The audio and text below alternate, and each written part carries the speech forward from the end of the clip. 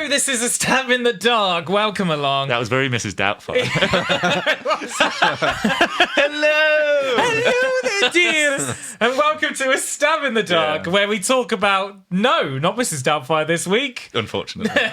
Although we could talk about it. We could talk about it. We are instead talking about, as you might see, The Mist, which is an adaptation from a short story by Stephen King.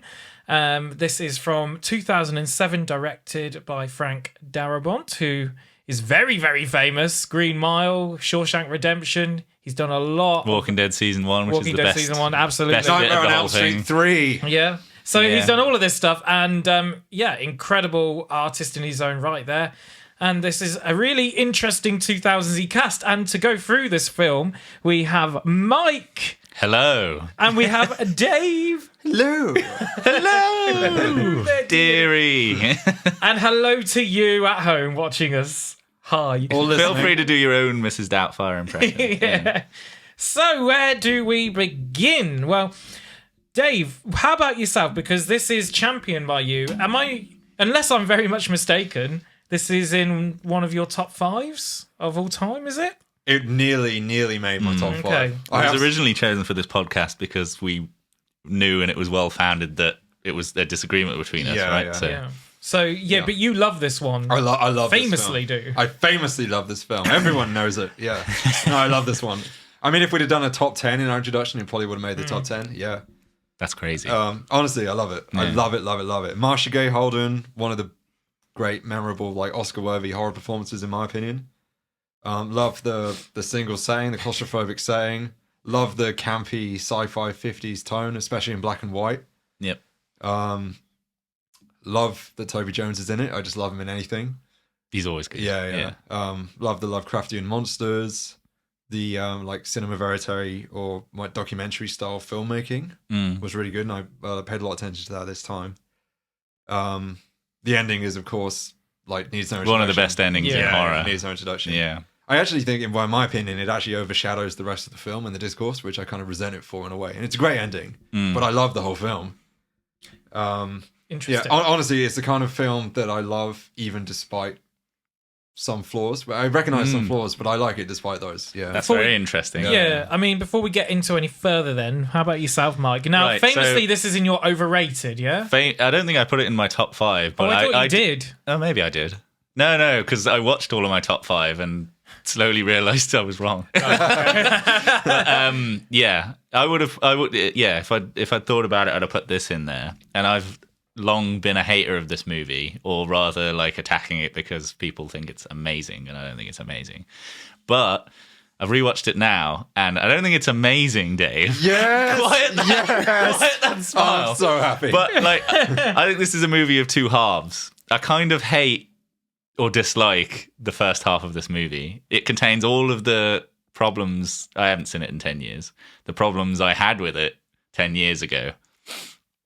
It's 2000s TV movie energy, strange writing choices and dialogue delivery as well is a bit weird in the first half. I'm not sure it's kind of tonally all over the place a little bit, but I'm gonna say, like, once we get to the pharmacy and onwards, it is really, really good, and that almost made me forget about the first half, and I like this movie now. So, yes. Yeah. How about you, Joe? Yeah.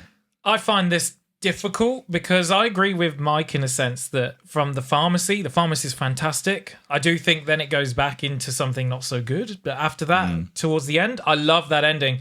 I just think the first half of this movie is Herschel's Supermarket. It's like series 2 of The Walking Dead. It's like just hanging around one location waiting for something interesting to happen near the end. And I get what it's going for. It's trying to be a bit frustrating. It's trying to be a bit like you're supposed to think these people are awful and you're supposed to think these people are making terrible decisions because people in general are stupid and fight with each other and don't work with each other. And that's one of the core themes of the movie. But I think the delivery of that it's not done in the first half anyway. It's not done in such a way that makes me believe it. It makes me dislike the way it's handled in the movie. To be honest, especially with Andrew Brauger's character. That is part of my issue with this is the delivery of the characters, because I could see with a bit of adjustment here and there, I'm like thinking, actually, I would really enjoy this section that's in the supermarket. But as it is, kind of bored me to death a little bit, to be honest. I would have been like, I would have been like bloody Carol and just gone out at the start just because I was so bored by their bullshit. It is another movie. It's almost become a meme at this point, me saying overlong or too long runtime if it's a 2-hour movie. But because it is a bit drawn out, I don't think we really needed a whole bit at the start with the fallen trees and the stuff before we got to the Weirdly, I supermarket. actually quite like that. The opening is great. It's like a cold opening, like you just dump right into it, and then suddenly the mist is here, and then you're at the supermarket in like less than 10 minutes. You're right there. Yeah, I mean, I'm not attacking its brevity. I'm attacking its purpose in the slightest. I mean, originally it was supposed to start with actually as part of like the portal being formed at the military base, right? Is what I read. I don't know, maybe in the film, but the book, it's gone much closer to how the book does it than how maybe they were thinking of originally. They were originally thinking of filming it, and it was going to be very expensive, and they decided to cut it before they filmed it. And Darabont's gone on record saying, like, thank God they decided to get rid of it before they filmed it because it would have been the most expensive, one of the most expensive scenes. I mean, I think there's some lines which were hammy in the book, which come across quite badly in the film, like Melissa McBride's. Is nobody going to help a woman out? Will nobody walk a woman home? And I think that's She's only 11. Yeah, and I think that is a direct pull out from the book. That's copy and paste into the film. And what year is the book set? Do you know? Well, it was written in the 80s. Is it set in the 80s as well? Yeah, but there's because no evidence that it's set earlier. There's no evidence of that being anywhere else other than where it was. I mean, there's experiments going on at this place, but they don't go into explicit detail as if, like, here we have characters in the film which aren't in the book, and I wish they'd have kept it that way. My God, do I wish we didn't have this crappy love story between the shopping girl and the bloody soldier girl. I don't like that either. That reminded me of it's Night like of the Living Dead. It's like a shoehorned way to make us care about the Till girl. Yeah. No, well, it's funny that you say Night of the Living Dead, because it reminded me of Night of the Living Dead also, in the same way that they have their like intimate love scene and then they die immediately. To me, it felt deliberate. You know, watching that film in black and white, I felt there was much more intention to it. I think it's deliberately homaging Night of the Living Dead. Yeah, well, overall, like, okay, this is like a cop out, but I do actually genuinely believe this. Given don't give him. Just let him off. Because of don't let him off. It's such. Well, no, if he believes that it is a homage, we don't need Frank to say it. But I guess, yeah. Well, I mean, given like the caliber of Darabont's writing in general, and it means they created two masterpieces. Yeah. I think Green Mile is better than Shawshank, but that's a different discussion. But Green Mile is a masterpiece, and Shawshank is beloved. Yeah, and also how much he personally has been invested in making this film. I mean, he wanted it to be his first film, right? And then he just got delayed. He was always interested in adapting King. And he took a lower budget and forfeited his own pay so that the ending was as he wanted. I believe, and especially as well with him saying that the black and white version is his preferred version of the film. I did like that. It added to the 50s kind of sci-fi. Yeah, but like the campy dialogue that may have actually not worked very well in the book, but then when you transplant it to like a 50s film aesthetic, campy dialogue, relatively simply drawn characters. You know, you got the audience surrogate in Tom Jane, but then you have who is rational and essentially makes all the decisions that the audience member is supposed to make. Then you have, of course, Marcia Gay, Holden's character, who's like religious, like ridiculous, like as religious in a way that only a Stephen King character can be. Yeah, like something like Carrie's mom. Yeah, kind of and you know, like when Mike Flanagan made Midnight Mass as well, he had a similar character. Yeah, right? And then on the other side of that, you have Andre Braga's character, who represents like hyper rationality to the point of complete belligerency. Yeah, exactly. Yeah. So, what are you saying then? Are you saying? I think it's all intentional way of like creating a film that feels like it's from a different time. Because I totally disagree with that, because they were on such a tight schedule. There is no way on earth everything they've done is purposefully so. Darabont has been like writing that. Okay, film that's true. But Shakespeare did Hamlet. He also did Pericles, which has 3 shipwrecks in the same script, and it is nowhere near on the level of that. Just because someone is great in one respect doesn't make their other work as good. Well, that's true, but no, like he cares more about making The Mist than any of the other films that he's made. I agree with Dave that that's his intention, but I don't think the execution of those elements in the first half are good enough. It's not the actors necessarily some of the actors' fault. Andrew Brauger, I believe he's a good actor, but he must have been given some director's note to ham it up in a particular way, and I don't think it panned out so well. Well, the way he does things in this film does my head in. Like Andrei Braga specifically. Yeah. He is the most frustrating character. Like, and he is in the book. He's the most frustrating character, but he is also an old pervy white man who's lost his wife, which is a deleted scene in the film. Is that he has just lost his wife,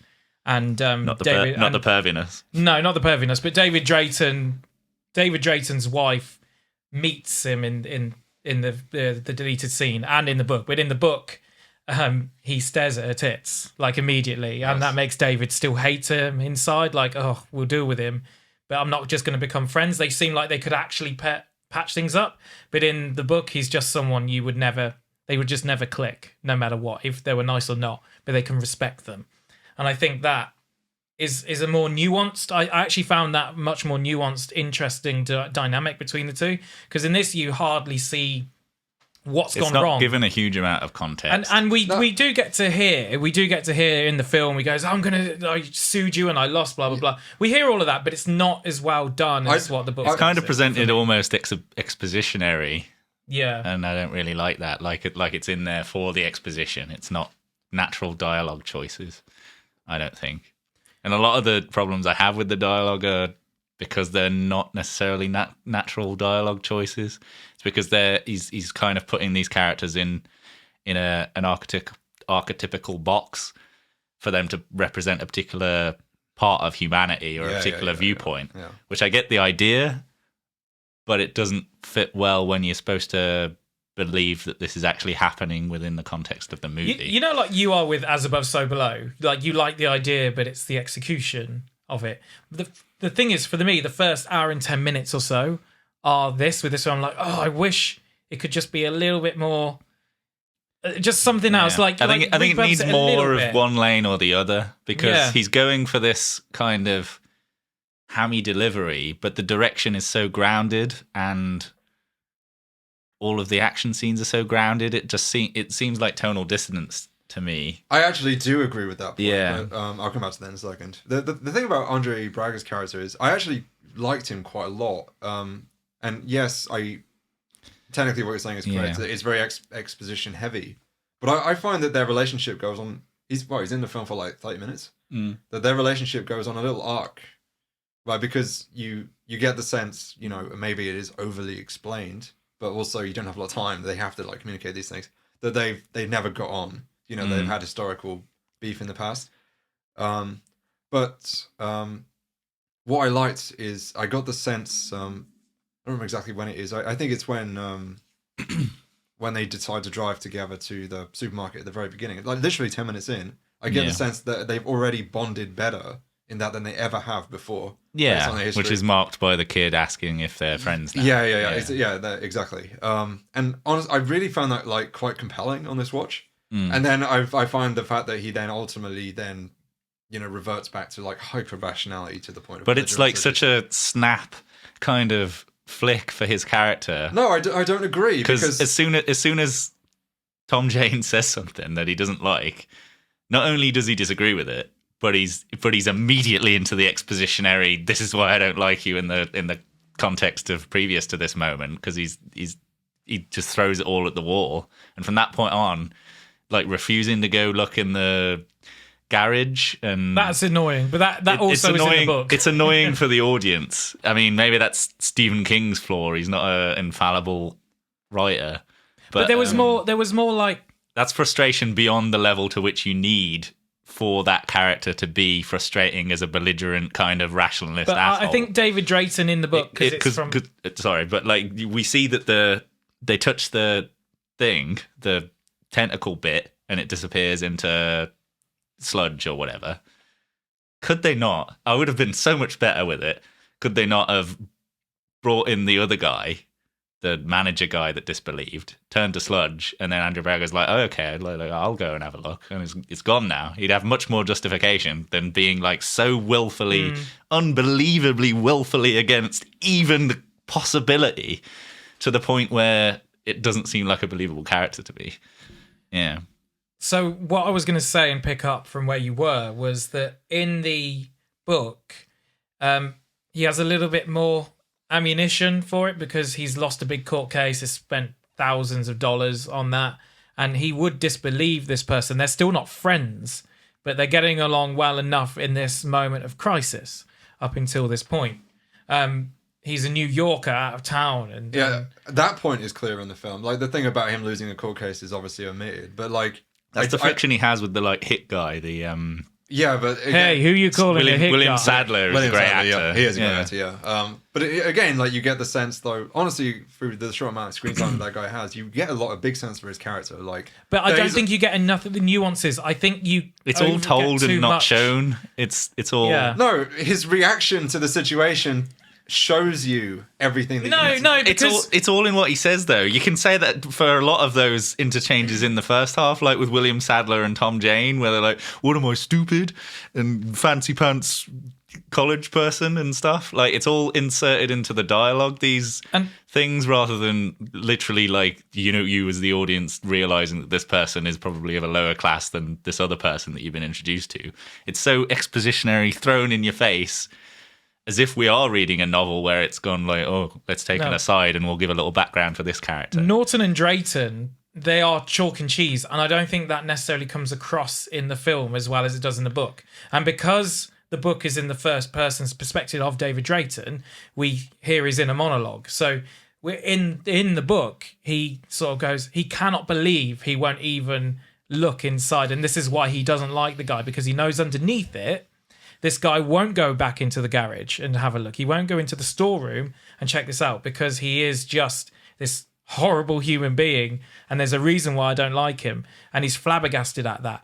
I don't think that is portrayed well enough within the film. We don't get the context for why he is so, like, it's all from what we're given, it's so unbelievable that this person wouldn't even peek his head through the door, or at least give us a slightest. It's like taking characters to the extreme, which isn't something you're supposed to do in writing, because it takes the audience away from the character completely, and you're just presenting them with ideas rather than a character. And I disagree with that. Well, I disagree with you. And I also disagree with that character because we don't get any resolution to his story. I don't really mind. That's one of my favorite parts about his character. I mean, it's. But for all we know, he never learned his lesson. Who gives a shit? And he survived on the top. Survived, and that'd be typical. 2 seconds ago, you didn't even call him a character. It's like, why the fuck do you care? He's barely. This is one of the reasons why he's barely a character. We're not even focused on him in the slightest. He's just like a straw man for the "this is bullshit" argument for what's going on. He's not a character. Would you say the same thing? And it doesn't even give the justification for him for finishing his story to make him a character. Do you have similar complaints about Mrs. Carmody being like completely overdrawn and? No, because her extremity has a full arc, and it's much more believable to me that would be something people would rally behind, rather than his extreme rationality to the point of idiocy. It's not necessarily about the ideas, but the way they're presented. You're saying it's much more believable. It's easier for you to believe that someone would like be convinced by religion. Than by someone who like the way it's presented in the movie. I mean, really, and so when you say my more resolute character arc, you're saying that she gets what she deserves at the end, right? You see what happens to her. Does she get what she deserves? You see her full impact, and you see the beginning and end of her arc on the influence of these people. So if you specifically saw him die, you would feel better because he would be punished explicitly. Well, if you're presenting him as an idea rather than a character, which is what I think he's basically doing, he's not putting the effort in to make him a character, then give me... If you're trying to sell me this idea as bad, you don't show it as ultimately ending in any kind of misery. For all we know, he walked off and everything was fine, but you've demonized its idea as like, oh, it's ludicrous because we're following Tom Jane. Well, okay, here's an alternative take. Well, okay, jumping to the ending. The the fact that you don't see Andre Braugher, if he represents hyper rationality and perhaps he does survive, maybe he doesn't. He probably does die, right? But let's say he doesn't. Tom Jane, who is the audience surrogate through the whole film, who basically makes all the decisions that the audience themselves would make, right, more or less, right up until the ending. Yeah. Maybe the film is saying that the audience is wrong. In fact, I mean, you could argue... But it already does that with, what's her name from Walking Dead? Surviving with her 2 kids in the truck coming by at the end. It already tells you... Laurie Holden, Amanda Dumfries in this. Yes. No. Carol. The Melissa McBride. That leaves at the start. As unnamed woman. Yeah. Is that really a character? Yeah. It is, yeah. And sorry, because there's 2 Walking Dead people in this. Yeah, well, there's more than that. Dale's in it. And, I know, but there's 2 female... Yeah. Off my back. But yeah, that wasn't attacking. It was clarifying. I don't know. But yeah, as I'm saying, like, it already shows you that the main character has made a fallible decision, and possibly made a fallible decision the entire way through, because the first person to leave has survived. Therefore, it wouldn't have had an impact had he survived anyway. So the only narrative that makes sense thematically is that he died. Yes, but do you need it to be shown? Yes, Jesus Christ. Yes. What do you mean, Jesus Christ? You're presenting this man as an idea, but then you're not telling me whether this idea is bad or good. He's a character. He's a character in a story. He's barely... I'm arguing he's not a character. Well, I disagree with you. He is a character. No, he's not. He's a thinly drawn character, but he's a character. I don't know if he's fully drawn. Thinnest, man. Thinly drawn. It's like that picture of the horse where it goes to stick figure at the end. That's the Andre Braugher bit at the end, yeah. The look of hate on Dave's face right now. And again, I'm not hating entirely on this movie. I know. But my biggest point of dislike for this movie is the Andre Braugher section, viewpoint, character, motivations, everything about him. Not because necessarily the ideas are unsound, but because the presentation is bad. Well, how would you do it? How would you change it? Well, as I said, he should have, as any human being with any kind of sense of any rationality. He's not insane. He's a lawyer. He relies on evidence. That's the entire point of a lawyer. You collect your facts before you make a resolution. So he should have gone in there by the time the tentacle was gone, and therefore made that as his judgment that it's all bullshit. And then we should have had more than just him shouting like one-word resolutions like he was kind of a maniac, right? Because he's literally just there saying, don't listen to that, it's bullshit, it's garbage, it doesn't even make any sense. He's like platforming himself, but it's not given the writing treatment, the good writing treatment of some of the later sections of The Religious Woman, Mrs. Carmody or whatever her name is. I don't think especially if you compare it to the well-written kind of idea as a person, it's weak. Would you say he was a bad lawyer? Well, we're not given any information. Well, he's not a bad lawyer because he's got lawyer. a nice house in this little town. No, but based on what you're saying, that he's got a big old BMW or a Mercedes. Sorry, but that's like almost fan theory, right? If we're going to contend with the fact that he's a bad lawyer and that's why he's making ill-informed decisions, I might argue that it's potentially the wrong casting for this film because the way it differs from the book. Yeah, but the lines and the portrayal of the character don't change. Yet he's a much older white man who is stuck in his ways. I agree, actually. If it was an aged man, I could believe those resolutions more because it would be someone so set in their ways, and because of the age difference. And his wife died 2 years prior to this. Look down on the young people telling him what he's supposed to believe. In the book, he's lost a lot of weight. And it's not good weight to lose, as the narrator says in that. And he's kind of just like a stick, like really unhealthy, not looking after himself after his wife died, and he's struggling to even get a chainsaw going and stuff. So his character's right. So yeah, that gives context to that bit in the movie where he can't start the chainsaw because he spent like David for me Drayton, it just made him look like he was a bit of an idiot, not that he was weakened or David Drayton. He spent like the lowest amount. He's gone to like Target to buy his chainsaw, and we've got Brent Norton, who's bought like the most expensive chainsaw and he can't get it going, and he's calling it a cunt and all sorts in the book. So he's a lot more like he also in the book then becomes less in fact more of a challenge to Miss Commodi, right? So he's a much more of a chalk and cheese sort of character. They're complete opposites. They're bumping heads because he is practical, like he is old, he's like his wife's died, he doesn't believe in anything, like he's done. And on the other side you got this woman who is finding power within this moment, who's gaining life and he's losing life. And then you also is like, you think, David Drayton says in his narration, like he thinks that really he knows what he's heading out there for. He knows if he steps out that door, he's dead. But he does it anyway because he's so stuck in his ways. He doesn't know what's good for him. I can, based on what you said, I can actually kind of see it as a bit of a casting flaw as well.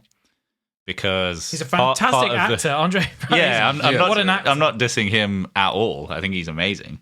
And I'm glad that he signed it on. But he was badly miscast in this role particular, because if you're going to do it without the context that the book gives, it needs to be more immediately apparent, I would say. It needs to be more clear from a implied knowledge from what we know of other human beings, why they would immediately have this difference and why he would be so belligerently uninterested in anybody else's view.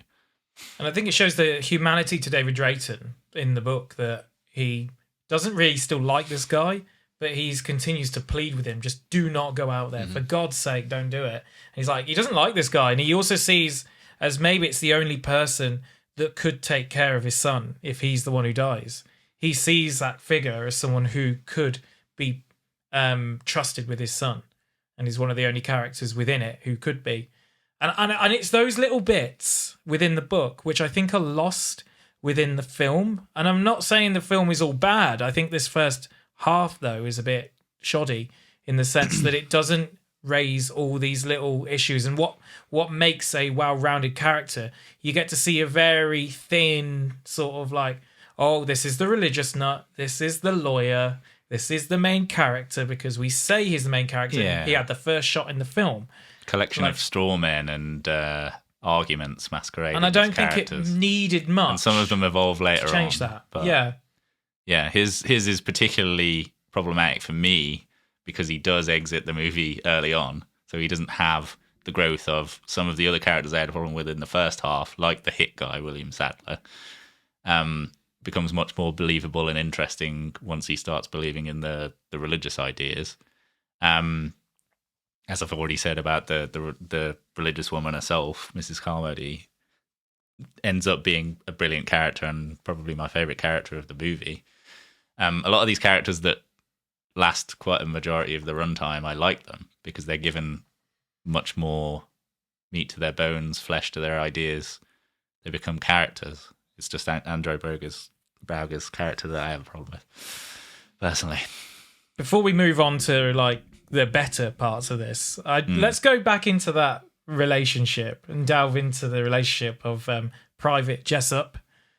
Oh, okay. And Sally, the cashier at the supermarket. Yeah, if I was editing this movie, I would have cut that scene. Cut that shit.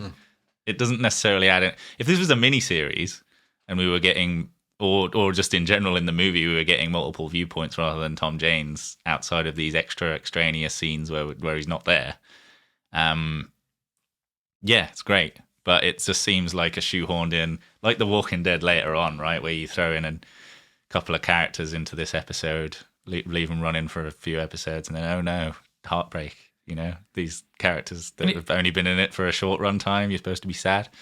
They're not really given the story treatment to justify the sadness of the death. Well, would you have preferred then their deaths if that scene was excluded and they were just people that died? Yes. I just wish they weren't characters in the film.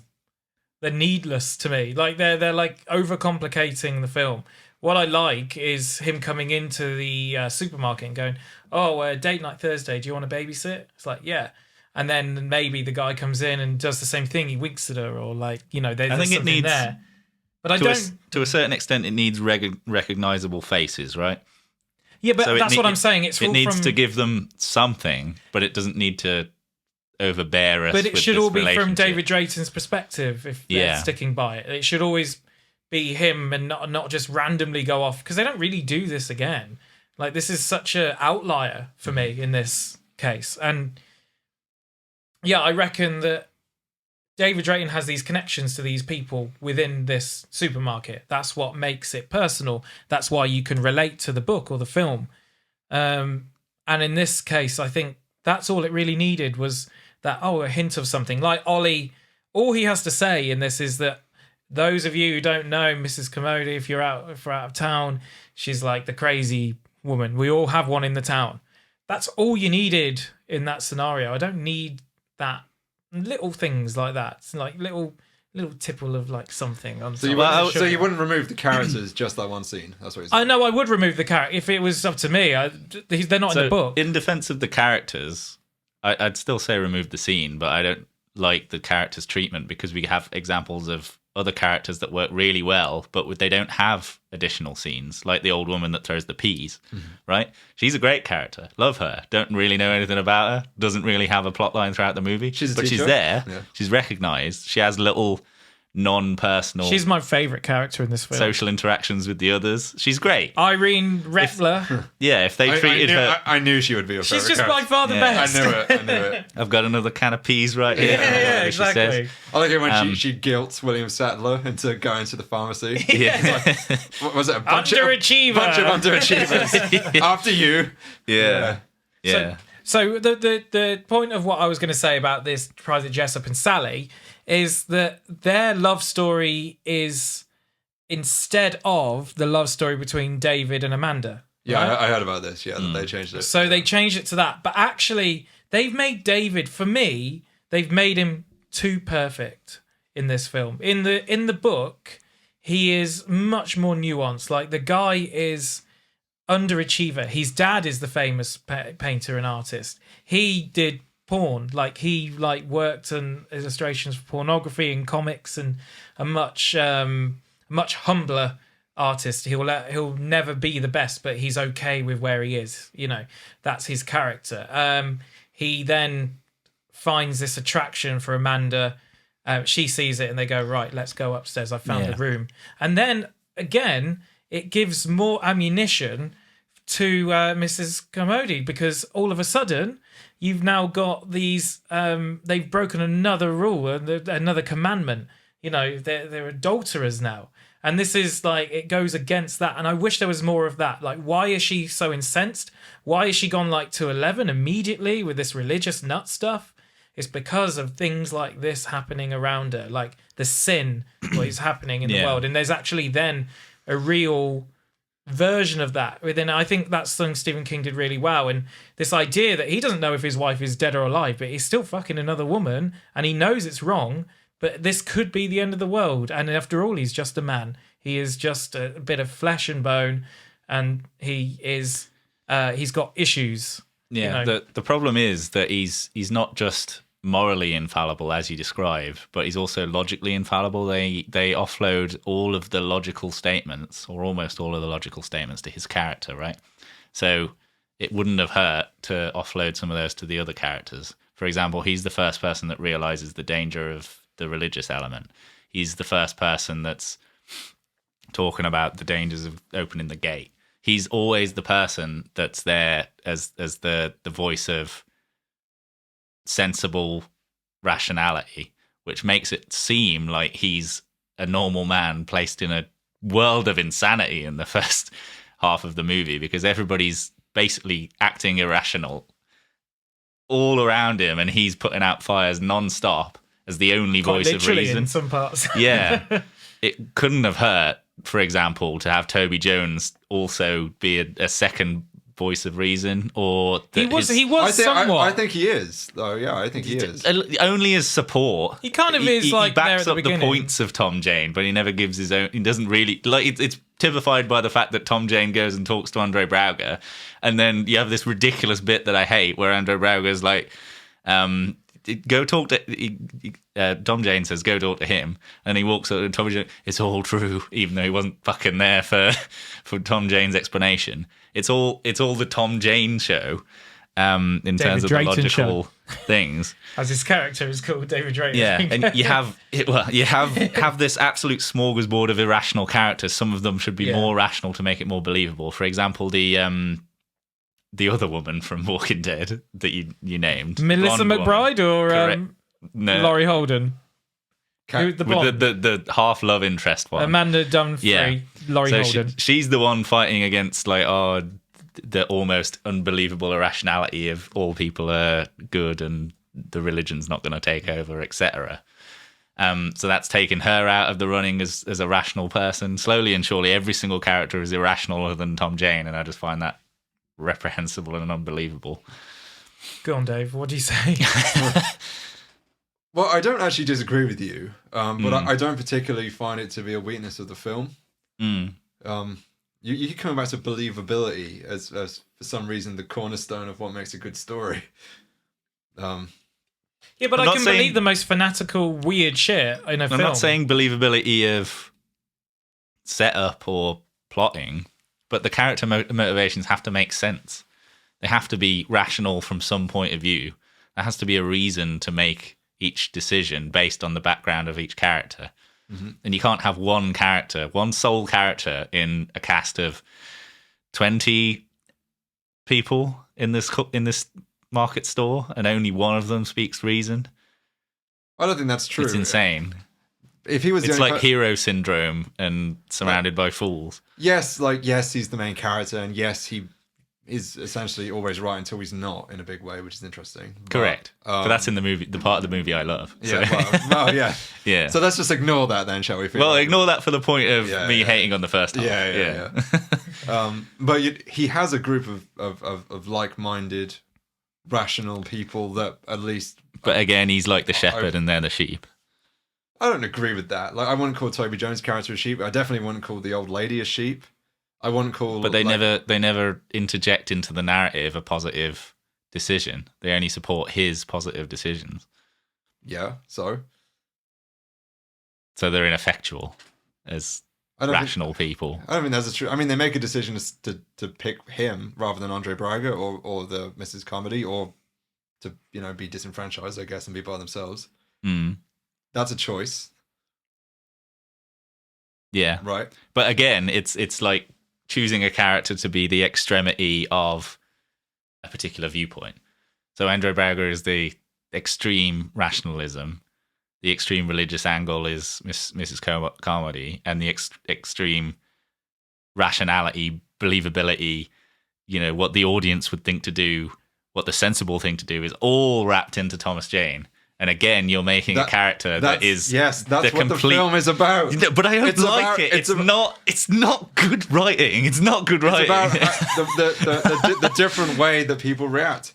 I mean, this is just but people, not persons, not 3 people. There's more people in this film than 3 people. Not persons. Yeah, that's what I'm saying. Not people, not 3 individual people and then a load of sheep following them. It's lazy, like simplified character dynamics. I think they're a bit caricaturish for my liking. Yes, by intention. Yeah, but I don't like that. The execution isn't good of that intention. Disagree. And exactly... Okay, let's highlight the 3 major viewpoints, the 3 major factions. Yes. Right? Only one of them's 2 of them are a character. Carry on. Well, Andre Braga continues to be a character until he's eaten. Dude, we don't know that. We don't know that at all. You've made that up. Not even Stephen King could have been that. in the truck and we couldn't see him. Well, the whole point is that it doesn't matter. It does matter. It means rationalism's fine, apparently. Yes. I think so. And if the religious people survive... Because I don't think the film is saying that Tom Jane was necessarily correct. He gets everybody killed. Then nothing matters. Doesn't matter what any of them do. Mrs. Comedy was correct in the film, actually. No. They all live. Well, it was... No, they don't. You're making that assumption. You're really assuming there was an intended scene of some of the religious people being in one of those trucks. Yeah, but I'm glad they changed that, but that would have also hurt the movie, I think. I think it needs to make if it's going to make characters complete and total ideologues for particular ideas, it has to have some kind of narrative point to justify those, i.e. this idea ends in this resolution, this idea ends in this resolution. It's got to be a comparison between the two. If you're giving us ideas and then just throwing your hands in the air and saying like, well, they're all pretty fine, doesn't matter. Why are you making them ideas in the first place? Why are you giving us these viewpoints if it ultimately doesn't matter which fucking viewpoint that you ascribe to? Well, what are you suggesting exactly? That the film should pick a side more and commit to it more strongly? I think that's the only reason to make three characters with distinct polarized viewpoints that are the three most important characters in the first half hour. If you're going to present us with this comparison, you can't not give us a resolution for that comparison, because the only reason the comparison would exist is to give us a resolution to it. Well, then what do you say about the documentary style filmmaking? What does that say to you? He's made a choice to film the film in that way, and let's follow on from what you're saying, which is that the film doesn't make a claim. So you're saying that if it's, I don't agree with it, but if it's intended to be viewed in an aggressively realist way in the way that it's filmed, yes, and therefore we shouldn't apply narrative function to it because it's just the way it happened and we're supposed to follow the plotting as it happens, as if it's real. Things having a definitive conclusion in text is not a conclusion like of narrative function. What I'm talking about, it doesn't necessarily mean. What I'm talking about is the film. Your criticism is that the film doesn't pick sides, right?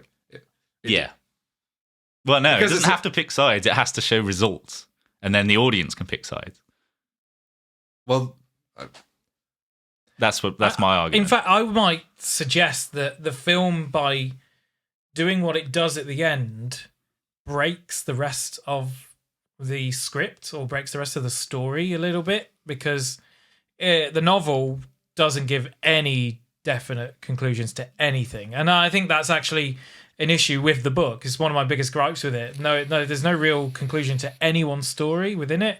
Like, once David Drayson leaves an area, he never sees that person again. So he never sees his wife again. They can't get to the house, so there's no definitive end for his wife. Yeah, I can see where you're going, right? Like, everything in the movie isn't given ambiguity except for Andre Braugher, but in the book it gives all kinds of ambiguity. Well, yeah, everything is. So like so his wife, he never sees the religious nuts left in the supermarket. And he doesn't see his neighbor again once he leaves. He doesn't see the unnamed woman who leaves at the beginning again. There's none of that. So it's only ever from his perspective. And then the biggest difference of all is obviously the ending with that, because in the book he's writing it as they're still alive. He's like, and basically in the book he's saying, now if you wanted some sort of definitive ending, I'm afraid I'm not going to be able to give you that. We've got 90 miles of gas left, and we don't know how we're going to do this, because if I leave the car, I'll get something will come along, because his hypothesis in the book is that they can smell. So they smell you or something about you, but that's why they don't come through the windows and stuff of the supermarket, and that's why they survive, and that's why the people in the pharmacy don't, is because they are, first and foremost, they smell you in the mist. They have a hypersensitive smell because of how they live, and that's what does it. So if he leaves the car in the book, then they get attracted. So can he siphon gas at the same time? Because he knows there's an Exxon nearby, and he says. And then he has heard on the AM radio 2 words, and like, they still live in hope. And that's where we leave them. We leave them in this ambiguous ending in that. So what has broken between the book and the film, because the rest of the film is pretty much the same as the book. Like, there's a few nitpicky bits. There's a few added characters in the film that aren't in the book. But it isn't till the end where you get the stark contrast in endings. Now, if Stephen King had that ending in mind, he might have perhaps done something very different. But now we have... I read, just to interject, that there is a line in the book where he sees the bullets and there thinks is a about line. The possibility, but doesn't do it. Yeah, he says and that's what Darabont apparently he judged that to be like Stephen King's darkest thought, and he wanted to Yeah. like continue with He said Stephen King's darkest there's thought. I think there's only 4 of him in the car, actually. There's one of the characters in there. So there's 3 bullets, 4 people. He says, don't worry, I'll figure something out if it came to that. And that was it. That's as far as they go with that. So yeah, he's gone off that bit, which is fine. But I wish then he'd have changed little bits here and there, because it does then kind of pick a side. And we're arguing a point here that potentially is a flaw within the film itself, not a flaw within any of our thinkings. I think it's more so a flaw within the writing of the book translating to the film, and then not changing the rest of the film to fit the very, very stark ending, which feels to me, if we're going to talk about the ending here, feels very disconnected from the rest of the film. I almost feel like the film doesn't deserve such a fantastic ending. Like the film itself, to me, that first hour doesn't deserve that ending. Like it, and you said it overshadowed it somewhat, the rest of the film, because you like it. But for me, it kind of brings it out of the mist into something a lot more. I don't think this would be remembered in such a way if that ending hadn't been there. And if it had just stuck to the Stephen King ending, I reckon it would have gone a bit down like the Stephen King and remained kind of obscured behind Carrie and It and all of that. I think that's probably true, yeah. Or forgotten with the Salem's Lot miniseries. Or Yeah. Those kind of things. I mean, the ending sells it. And it's only on this rewatch I've realised that after the pharmacy bit, that's the good bit. But at the same time, the iconic imagery is all in the last 10 minutes. It's incredible. That final scene when they leave the supermarket. Yeah. And then they're in the car. The Gladiator music's playing. It's fantastic.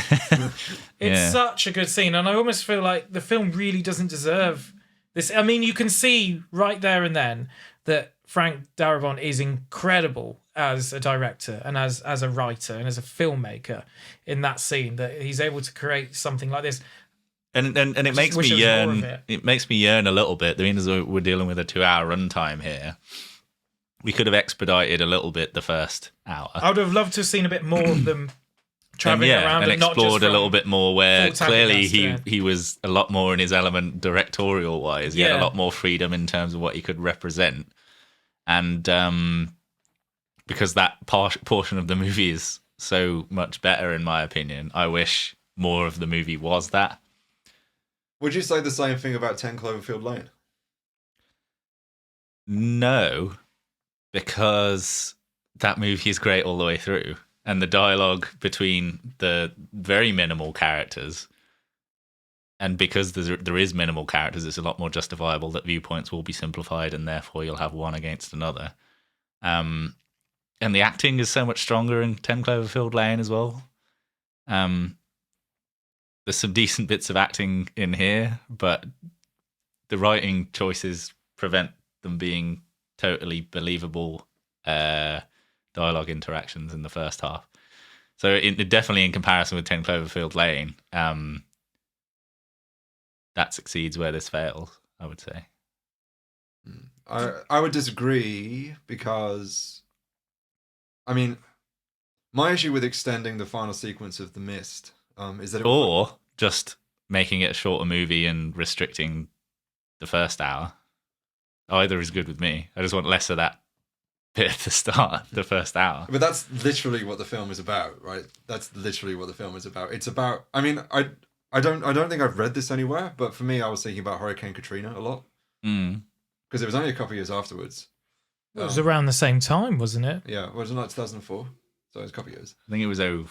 I don't know. Anyway. Probably. Then, I was thinking a lot about that, and you know how, and especially with the choice to shoot it the way that he did as a documentary. It's about the people, and it's about that saying, and it would be fundamentally a different film, irrespective of what the book is about. It would be a different film if he changed. And yes, it's a film I want to see. I would love to see more of. I'm not saying an erasure of that element though. It's just a prolonged, ill-treated bit of the movie, I think. I like, and maybe if it was given more brevity, it would be more understandable to me that these are cut out characters and we're getting only snippets of ideas that they're presenting. I was saying I really do like the idea of this more than the execution of it. I imagine this. I could see a very, very cool stage adaptation where it's basically set in this one location, because I feel like these sort of things translate very well to stage in that scenario. And anything in like one setting. Yeah. One setting, or, you know, one setting in the first half, another setting in the It second actually half. lends really well to that. Imagine like you've just got screens on the back, which is the panels of the supermarket, and then you can superimpose the bugs and That'd be so cool, on. yeah. That would be awesome. The mist up against the windows. Yeah. It would be really interesting to see that, you know, within it. I would love to see something like that. And you could make it, if it was a big production, it could be really something epic. And I feel like it just needs to be, the dialogue and the way the characters are developed needs to be a little bit more well taken care of. And I think they're on such a time restraint in some respects, trying to pull off quite a mammoth task of what Darabont saw as coming in the 21st century, right? Part of it, what you're saying with Hurricane Katrina, and a lot of other things that are happening early 21st century, Iraq War, George Bush, remember, like getting another presidency in around that time. He was still president when this was made In production, yeah. It was before that bit of hope with Obama, which obviously didn't last. In this climate, Darabont saw things just declining. And I think, actually, I did respect that, because I looked at some of these characters and went, damn, this is like the sort of thing, imagine putting some Kamala Harris supporters in here, imagine putting some Donald Trump supporters in here, and how much they actually have in common, but how much they would hate each other for tiny things about each other. And I thought, actually, this is kind of cool and very relevant. I see this film as a very, very relevant film to the climate we live in now, today, with President Trump. Yeah.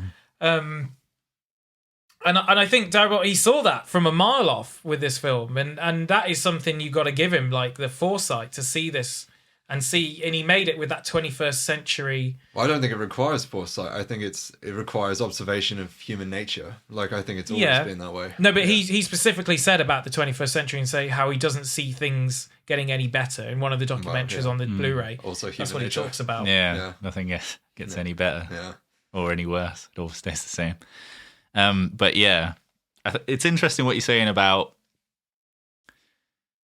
So, for example, if these characters were, I mean, I understand what it's doing about the rich out-of-towner, the lawyer, the poor hick guy, lesser educated working class. The main character is at odds with the lawyer for background reasons and so on. But I've had more interjected things we know that predispose people to dislike the other person without personal contact. I think it would be more believable that these people are just at each other's throats for no reason. If you want to lack complete context in terms of background for these characters and you want to set it in the moment, it needs to be, for me anyway, more patently obvious why these people would behave the way that they would. Like you were saying about the old age of the man and so on. It's wrapped up in a lot of things. I can't necessarily put my finger on the particular reason why these characters' motivations don't make sense to me and why it seems like everything's irrational and it pulls me out of the movie and I can't understand why they made these decisions, but something seems missing to me. And one of these things needs adding or needed adding. Right, let's. We talked about most of the main characters, but I think we should get to the one that is kind of the most. We've been saving her. Yeah, absolutely, because I think it deserves a lot. The performance itself, for all the good bits and some of the bad bits, I would say too. There's a few bits within the character I thought. There's a bit I absolutely love, which is a very small bit cutaway where it's towards the end of the movie where the guy gets stabbed, the soldier guy that she's blaming. Yeah, I know. And she reacts shocked before she recomposes and herself. She just rolls with it. And then rolls with the violence. Yeah. I think that's a wonderful expert bit of direction to include that. That is amazing. That is brilliant. And that's one of the many things in the latter half that elevates this movie to being a great movie for me. And to be clear, we're talking about Mrs. Comedy right now. Yeah. Although the acting from the Walking Dead woman that I can never remember the name of. Laurie Holden. Yeah. Or Melissa McBride is unnamed woman. She finally where she finally gonna walk a woman home. comes to terms with what human beings are like. Yeah, I noticed that. That is really a really Brilliant. good kind of So- right on her face such a subtle- grief moment. I love that. I never actually. Yeah. I don't think I've picked up on it before, but that little arc that she has about her main source of conflict with David, right, is that she believes fundamentally that people aren't going to flock to this. Yeah, that morality always trumps immorality. Yeah. And then when she is basically confronted with the evidence that that's not true, her reaction. It's very powerful and it's brilliant. Yeah. Yeah, I think I do enjoy a character. I love the line with the whole thing about like, if I wanted a friend like you, I just shit one out. I'd squat one down out. and Squat down and shit one out. That's a fantastic line. Love it. Just call her a bitch as well. I wish her character had a little bit more.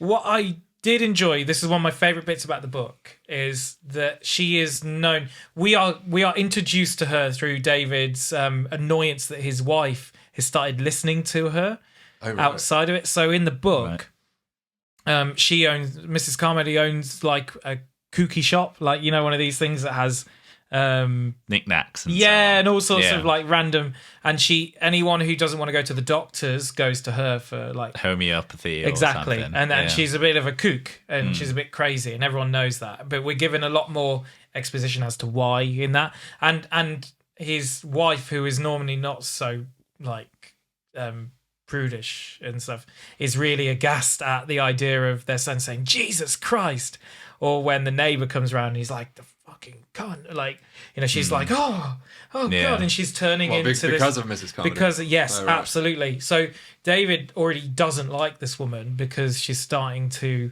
interrupt his home life. Yeah, absolutely. So when we're introduced to her in the supermarket, we're like, oh, this is her, right?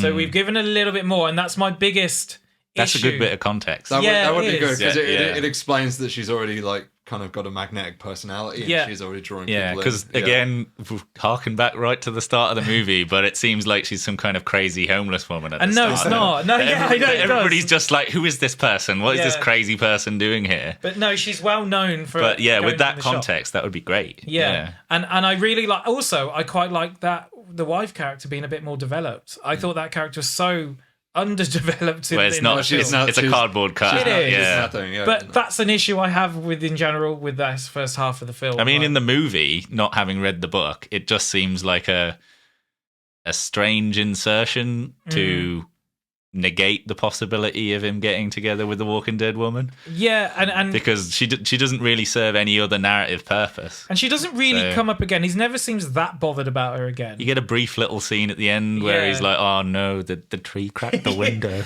yeah, and that's and that's in the latter half of the movie, but I think that scene's a little he stupid. keeps going back to how guilty he feels even after he's had sex with Amanda. Like, he's like, "Oh, I miss my wife, and I know I just like fuck this woman, but I can't help it. She's got the most beautiful green eyes, and we both wanted each other and stuff." And he's got all of this. Welcome to the personal struggle and development of a main character. Yes, I hope you like it because it's not in the movie.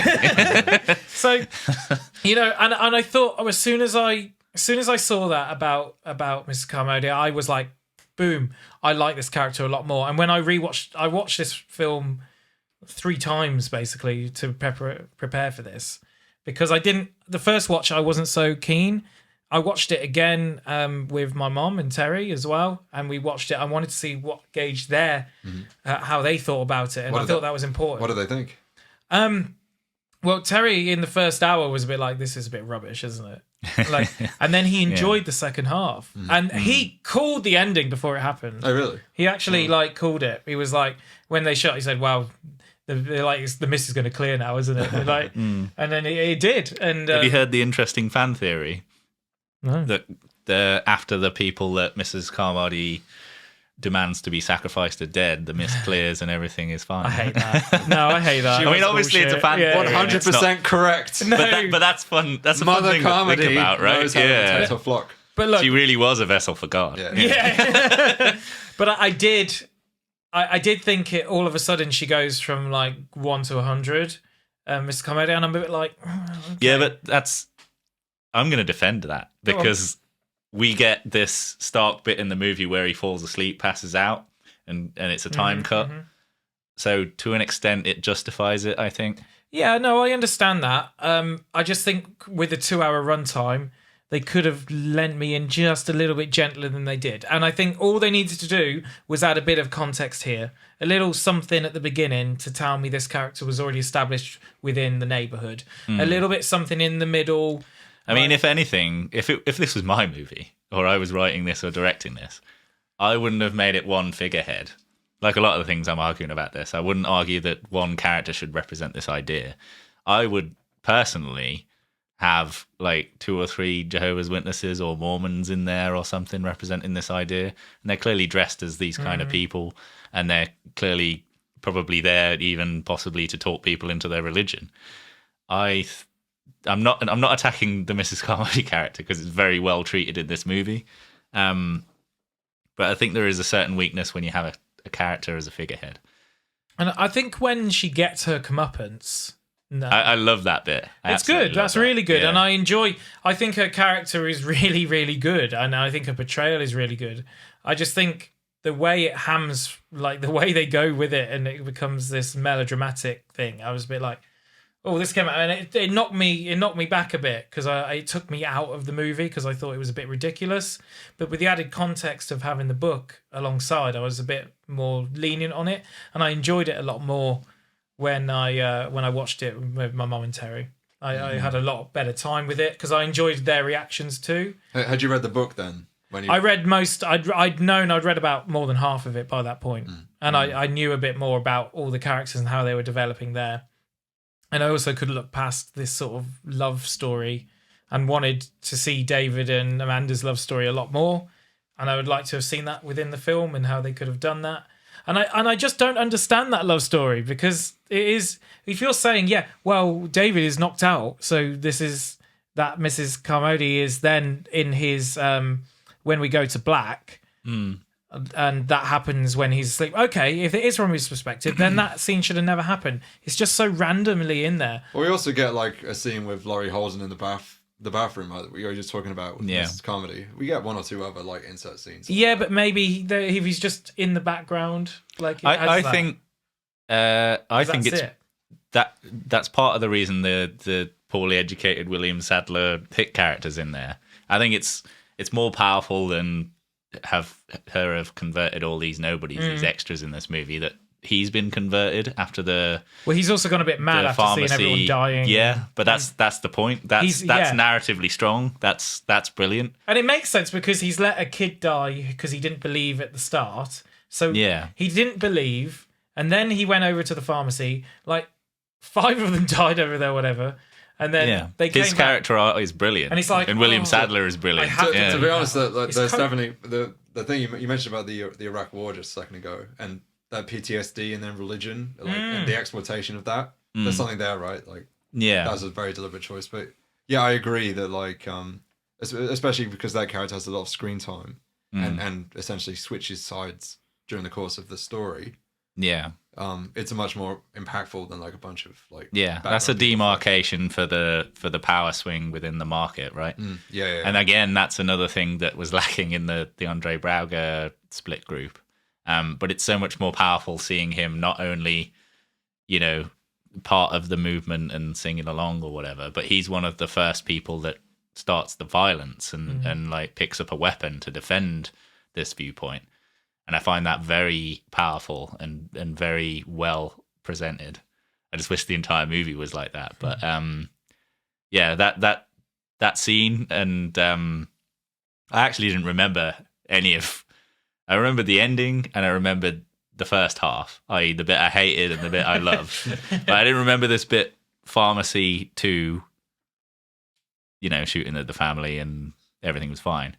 And that bit is amazing. And so I actually really kind of got the shocking death of the religious woman kind of for the first time because I didn't remember it at all. And I loved that. I thought it was amazing. I did not expect that kind of a resolution. It was great. It's powerful. And I love that you immediately get like a little bit of nothing, and then there's another woman that fills in and starts shouting the same kind of shit that the woman that just got shot was saying, and like the narrative on the fact that there'll always be a vacuum for the next person to spout the nonsense.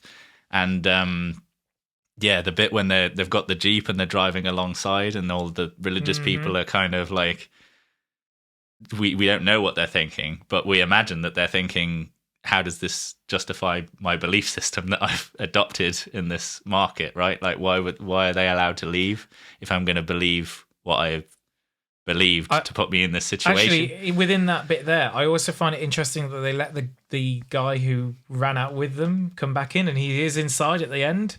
So they're not totally... Yeah, like they're bloodthirsty that they're gonna actually kill everyone. In See, there. again, like, because I'm a lifelong cynic, I imagined that when they went to the pharmacy and then they came back in a state of duress, that the religious mob would have just locked them out and not let them in, or there'd at least be like some kind of scene where they'd struggle to get in, but they let them in fine. But maybe they let them in so they can be sacrifices. That they discussed the idea of it. I think a lot of her decisions were absolutely ad hoc. As remarked by the fact that we saw her shock. That's why that scene is so important. And outside of the ending, such a poignant bit of recontextualize things a little bit. Yeah, it gives her so much. Like, I can't remember a scene in a horror movie that gives so much depth to a character off of like literally 2 seconds of dialogueless film. Right? It's amazing. Yeah, exactly. I love that bit, and it basically contextualizes her character as someone who is rolling with the punches and is ever evolving for the power dynamic that it's given her. Do you think she is to blame for that kill, that death? Yes. Well, she whipped people into a fervor. She's not exactly responsible for every single person that follows hers. She's definitely responsible in the same way that Charles Manson is. I was about to say, I was going to make that. No, but that's always a difficult moral line, right? So no. Well, yes, it can. If you're the leader of a cult and someone who believes your teachings commits a murder without your sign off, are you the person that committed that murder? No. Well, you may have been a factor in the reasoning. But she was talking about when she's talking specifically about sacrifice. It's different, right? She's not just any old cult leader. No, but for that particular man, she wasn't talking about she was only talking about sacrifice afterwards with the child and the whore. Yeah, but like once you cross that boundary, like it doesn't fucking matter if you're saying about this person or that person. Once death is part of the cult, like you're culpable. Yeah, but you can't completely take away the independence and independent thought of the person that committed the actual crime. Yeah, but that doesn't mean that Mrs. Carmody is not culpable also. Yes, but she is not completely it's a moral point, and I'm not saying I'm right and you're wrong, but I think personally that everybody has their own choices in life, and if you choose to believe someone's narrative and you act on that narrative, that is your decision.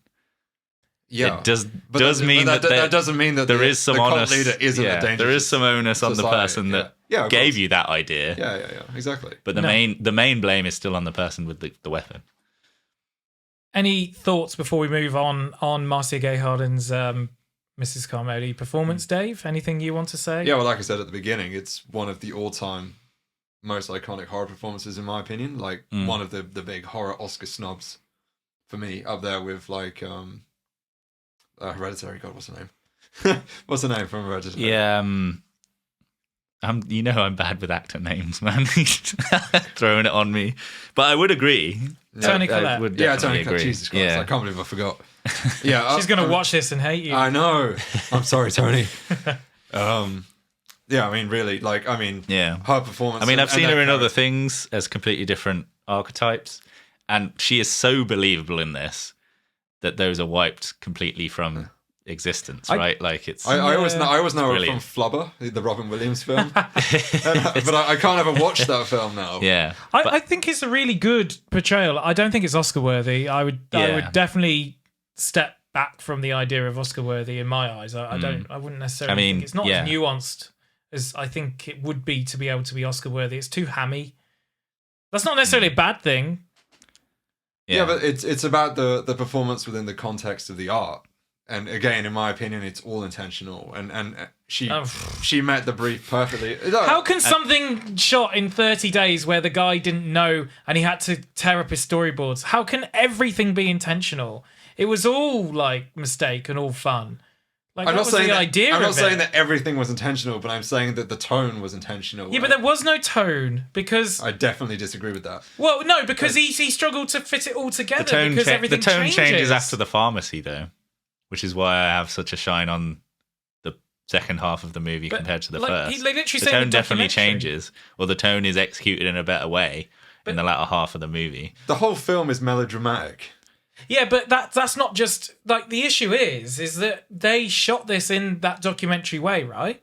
That ruins the tone because they do different things every time. He said how hard it was on the fly to be editing and finding shots that fitted into what he wanted to portray. Like it's so That definitely suggests intentionality, even if it doesn't. yeah, but the intention isn't necessarily the idea of one tone and like a way of going through I would it. also It makes argue- it go like all over the shop. I would also argue that the urgency and the kind of irrationality of these characters is much less believable because there's no large sense of tension in the first hour of the movie. We get this isolated bit of horror in the garage where those people are believably in an intense situation and they'll believe irrationally and so on.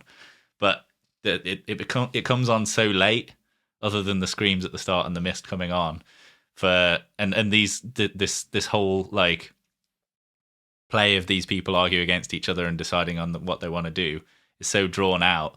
I think the tension is lost, and because the tension is lost, the irrationality of the characters is more on display because you don't feel like they're under this pressure. In my opinion, like, because the first like public display of horror is after Andre Braga leaves, right? Yeah, And then correct. they pull the legs back. Yeah. I bet that's not more than 30 minutes into the film, which is honestly no, I doubt- it's about 50, 45 Yeah, I doubt to 50. that highly because it takes 15 minutes for them to get to the market. I was quite surprised that he was still in the film about 45 minutes in, and I looked at the clock on the DVD. Oh really? Yeah, and he was about 45 minutes into the film when he disappears. He's actually nearly in half of the film, and I think that's damaging to the film to think that, and yet we think he's not really in it. And I think it's disappointing to me that the latter half of this movie is so tense and so brilliantly absorbing that the first half of the movie lacks it. Because if it did have that tension, I'd be saying this is one of the all-time greats, and I would be completely justifying all of the things I didn't believe in the first half because that tension would be there for those characters. What about the scene in the back with the arm and the boy that dies? I hate But that there's barely scene. any characters there. I really hate that That's scene. Yeah, intention. but as an audience, And also I don't like that. I don't like that scene probably as much as you do because that's another circumstance of like exposition in the argument beforehand, where like the Sadler character's like, because you're Harvard educated, all this and so on, and they're all behaving completely irrationally, and Thomas Jane's got to be the one to give them rationality. Like that's basically that scene alone typifies basically all of my problems with this movie. I'm going to go back to that. I just want to finish my point with the idea of the intention within the film, because I find it very difficult to imagine that the intention was there for everything, just because surely the beauty of this film in doing that documentary style is that things happen by surprise. It is like using a cut up method. If you have a script, you cut it up and you make something new out of it. You create a new text. So surely the idea of this film was to find happy accidents and things to happen. I'm not suggesting it's like a Charlie Kaufman, like you needed to watch the film 4 times to decipher every single thing because it's put together like a puzzle. But I think that he knew exactly what Tony wanted. But if it's natural evolution of plot where we're to understand that it's just happening as it happens and we accept it, it's given this almost Shyamalan treatment in the dialogue that tells us too much before things happen. It's a problem with a lot of Shyamalan movies, right? Where the expositionary dialogue of character motivations and backgrounds is given And then some things are as an bizarrely argument omitted. against something before something you know is going to happen, as a foreshadowing measure, and therefore it's no longer things happening by surprise and things are just happening and you're accepting it. It's, know it's going to happen. Are you talking specifically about things like you don't like me because I'm like a blue collar worker? Yeah, this kind exactly. Of thing. Or like, and yeah, you don't like me because of this. This is why I'm arguing with you. I don't need any other justification for going against your sensible, rational treatment of this situation. So I'm going to act irrationally and do this and put myself in danger. And I'm also going to tell the audience that this is I'm going to show the audience, obviously, this is a dangerous move. And it's not believable character motivation for that purpose because it's all in dialogue and it's all. I agree. I do agree. But again, it just has the exact opposite effect for me where it completely works and feels completely that's fair consistent. Enough. I mean, that's the difference, yeah. right? That's the difference. Like that's. But I disagree that like thinking that Darabont was genius in all of these decisions because like he is a fantastic filmmaker, but not everything you can do can be a genius move and that like wow this was intended. It's like no, I wouldn't say it was a genius. Again, I'm just saying that he knew what Tony wanted. I'm not saying that things didn't come together and it was put together very quickly in the same way that Halloween was put together quickly and the end result was a fucking masterpiece. But I'm saying that he at least knew what Tony was going for and what aesthetic he was looking for. I do, and it's something you mentioned earlier, Mike. It's something that I said we'd come back to and we didn't. We can maybe talk about it now.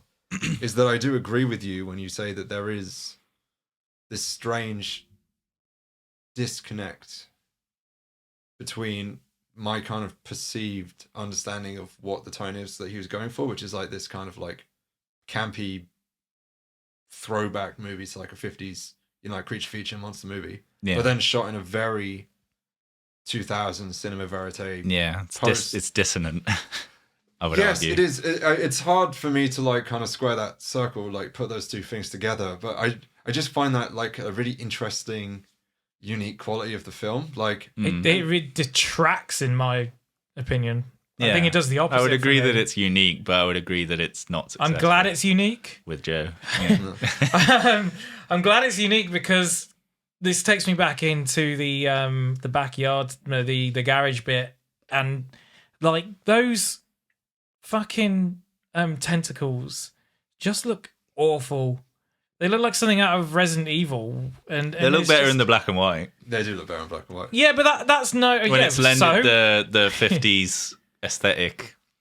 But still, if it were the 1950s, it would have been done practically and in the same amount of time. So do that. They would not have been able to afford practically for the budget that they had. Well, it is crazy though how great all of the effects look in the latter half. Terrifier could do this for $50,000 in today's climate. But the tentacles in the back room scene look so bad. They're my only.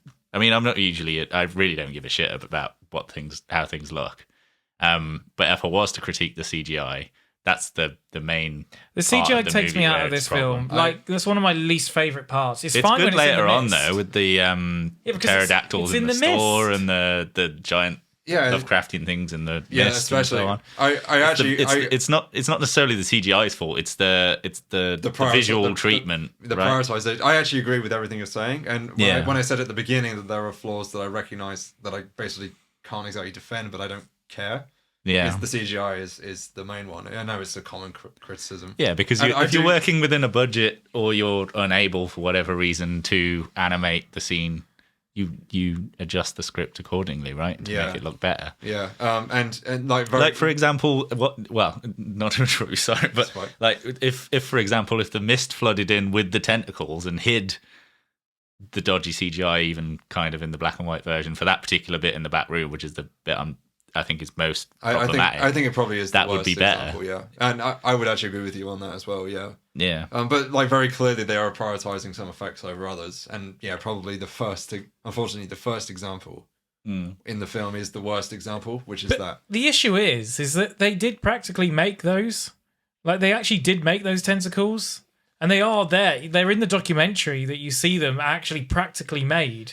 And the one that gets chopped off and left behind, that is practical as well. You can tell. Like the fact that you can tell, and that the CG is so far off that. And I was like, if they all look like that, I'm up for this. I love this.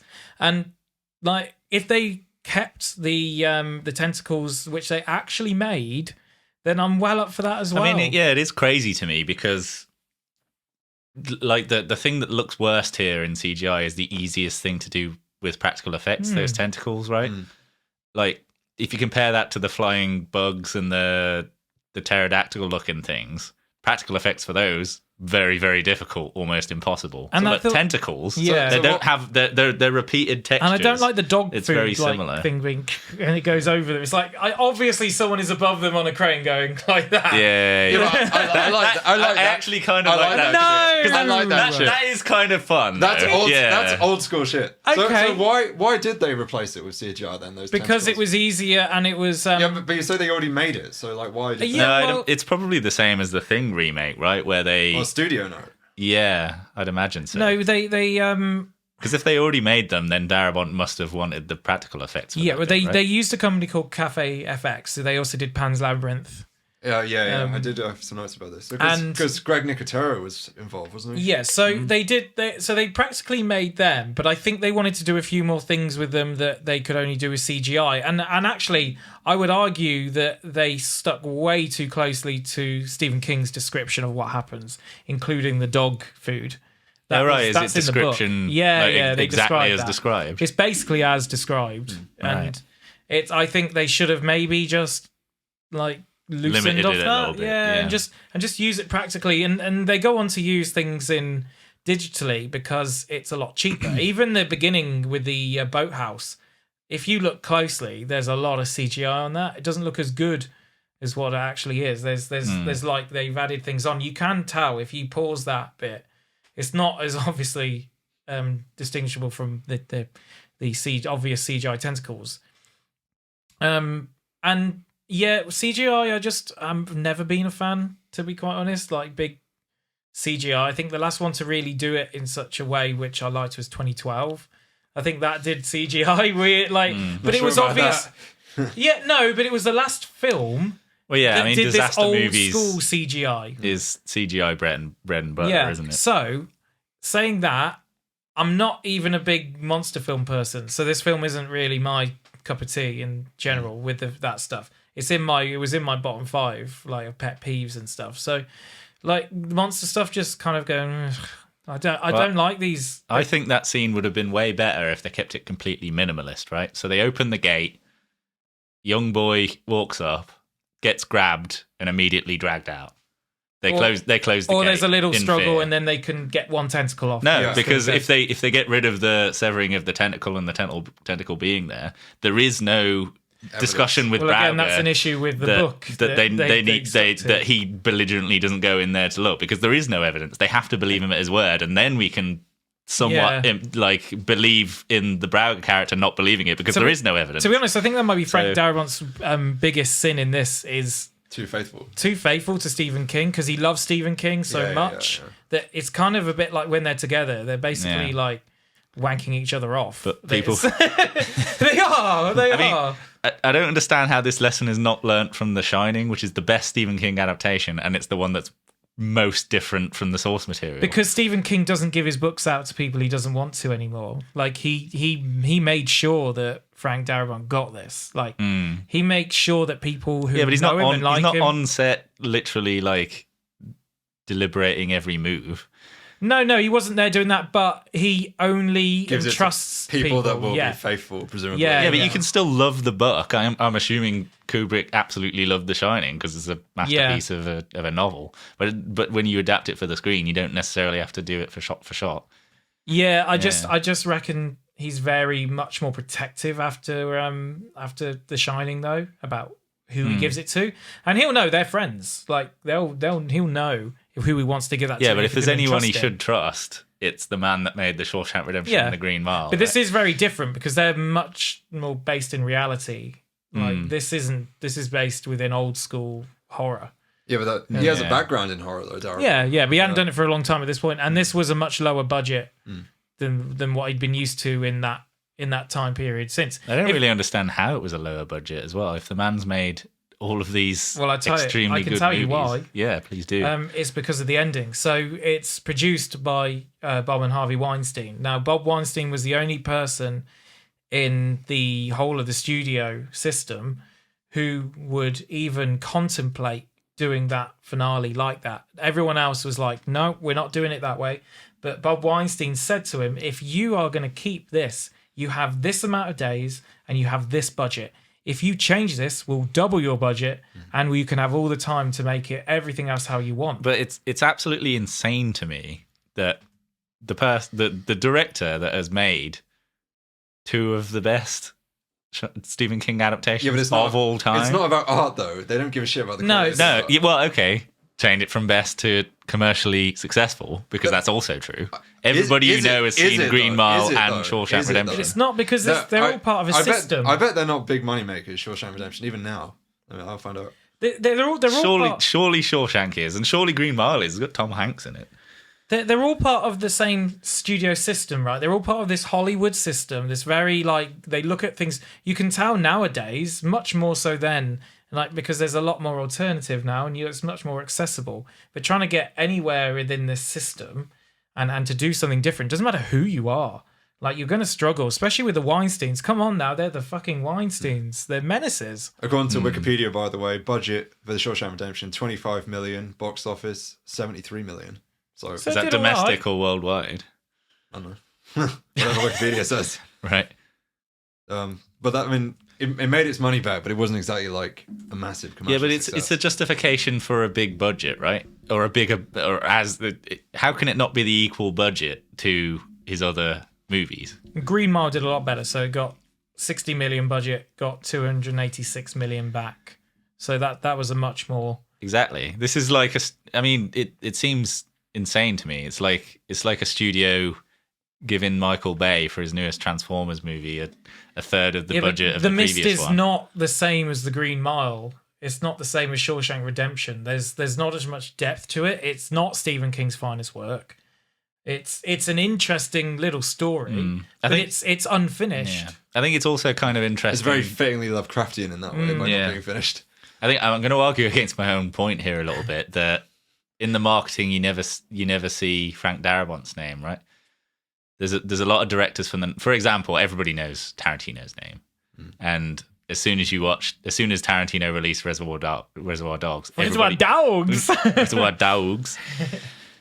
knew Tarantino's name because it was all about, Quentin Tarantino's Reservoir Dogs. From the maker of Reservoir Dogs, Quentin Tarantino, this is Pulp Fiction. I don't think you got that with The Green Mile and The Shawshank Redemption. I think a lot of the people, the casual people that I know, even though they know and love The Green Mile and Shawshank Redemption, they're not going to know the name of Frank Darabont. I didn't before this, and I didn't realize he was the same guy who did that. So maybe he just got fucked by the studios, and therefore, for marketing reasons, he can't carry the movie alone. Or I also think potentially that he is he's more humble.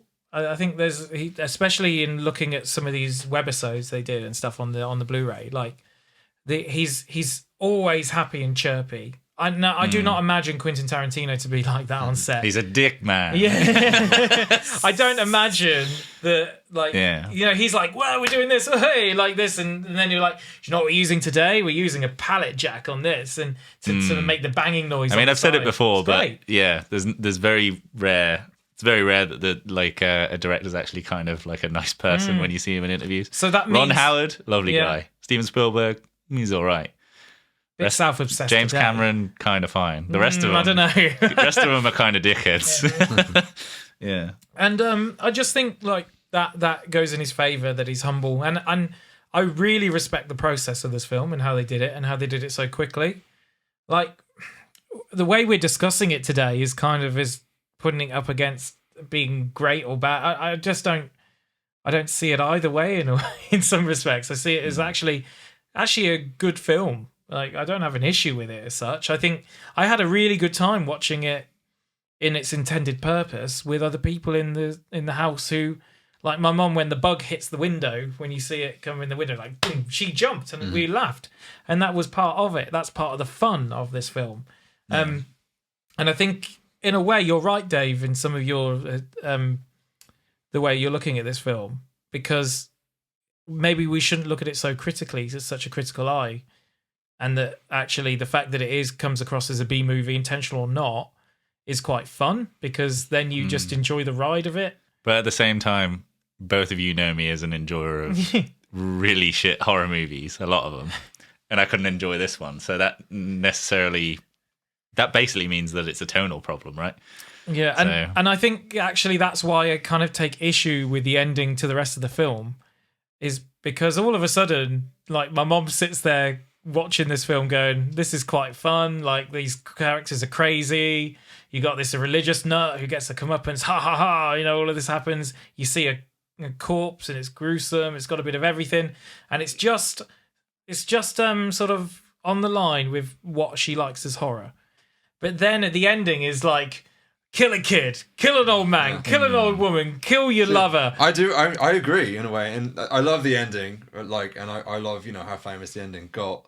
And I do like it. It's one of the small number of, like, highly nihilistic downer horror endings that I actually like. But I do think that, firstly, in the discourse, it overshadows the rest of the film, and I do kind of think as well that it messes with the tone of the film also. But I mean, the whole final act, in a way, and you having kind of dancing around it as well, does feel like it's from a different film, right? Well, yeah. I wanted to get to this final bit of the film, but I just wanted to get all the criticism out of the way first to be able to get to this bit that I really love. Is it time to talk about the final act? No, because before we get there, I just want to talk about what scene is it? It is scene 35. Okay. Which, Let me just run through that. Let me just scene The select. catalogue of scenes in my brain, yeah. No, scene 35 comes before all of this second bit. This is the scene where all hell breaks loose on the first night, and all the, like, creatures come in for the first time and break the windows, and they come in, and the birds come in. Somebody gets set on fire. Someone gets set on fire, and it goes. Oh yeah, and that's another annoying bit I've just remembered. No. Where he's walking around with his fire, trips on the fucking paint can and sets fire to the whole. It's another bit of, like, weaponized stupidity from human beings. What is this? The fucking Three Stooges? Like, are we supposed to just believe people are walking around here Laurel and Hardying their way through this fucking apocalypse? No, I don't like it. Don't you like House of the Dead and shit like that? I do, because the tone in there is just like, this is a shit movie and fucking enjoy it for what it is. There's no fucking way that Uwe Boll thinks it's a shit movie. Uwe Boll, he only wants to do two things. Launder money. We're gonna go. He's gonna challenge you.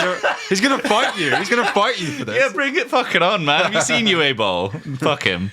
But, like, he only wants to do two things: launder money and just make a fun movie. And he does both of those things pretty successfully. Man. I think he wants to make cinematic art. No, he does not. I think he does. No, the third thing actually he wants to do is not make cinematic art. He wants to make edgy movies. Have you seen him talking about, like, yeah? Have you seen? I mean, this is way out of bounds. But have you seen Seed? It's got, like, a montage of real PETA videos of animals being abused. I've heard about that. Yeah, man. All right, can I bring us back? Yes. Yes. Okay, so scene 35. You can leave that bit in about Uwe Boll. I probably will. I'm not, so far in my mind, I'm not editing a thing. So. No, keep it all. Right, keep it fair all. enough. Right, so scene 35.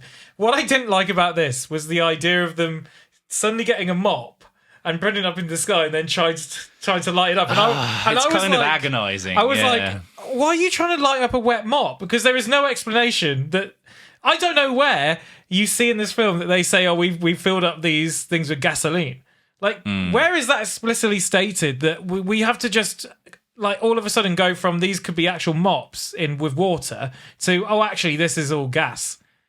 Yeah, I don't think they say, from what I can tell. No, but they do in the book, and it made sense. They're like, oh, we need them just in case. I saw the thing catch fire, and I was like, oh, okay, so they put gasoline. Yes, I know, I understand that. But they could have been a bit more... They could have just made it part of the montage preparation scene. Yes, they could have. Yeah. Yes, they could have. It's kind of... Doesn't take much. It's a weird omission when, again, we've is. got the weird-ass romance for no reason. Like, cut that and add a little bit of... No, that's the best bit. Like, Those young people are in love. They're in No, love. I knew you'd come round to my side. And they're going to get married before they have intercourse. yeah, saddest death in any movie ever. Yeah. That is actually quite good practical effects, though. Her, What, like the neck? her bulging... Oh, yeah. The death is good. Yeah. Yeah. Thank God. I like his how death. it's I like like- his death as well. Like he gets. Okay, let's go back. The long drawn out. The bit with her go... Yeah. But again, it's another thing that annoys me, man. Like the aggressive paragon nature of Tom Jane. This man's begging to be shot in the face, and he's like, "No, I will save you. Just stay there for a few hours, suffering horribly, wanting to die, and I will get you your medicine." Guy, the reason they go to the pharmacy. Yeah. Come on, man. But yeah, so before we get to all of that, and fast forward the tape, they basically, that scene, why it's a bit corny, isn't it? That whole scene 35 with the guy. Do you know every scene of this movie by number? Scene 17. No. Scene 41. This comedy shot by Ollie. No, I don't know that. But this is the thing. So, right, Frank Darabont, he doesn't know scene names, but he knew this was called scene 35. This is an important moment because he had storyboarded this whole scene. Right. And they did almost nothing of that storyboard. Originally, there was meant to be tentacles through the window. They're meant to come in, and they're meant to be the things that nearly get Billy. But they actually they realised how impractical that would be to try and make that work. And they also came up with the idea, well, actually, let's have one of these birds, and we can have David, the dad, just do it himself, that he can be the hero, and it's not just random.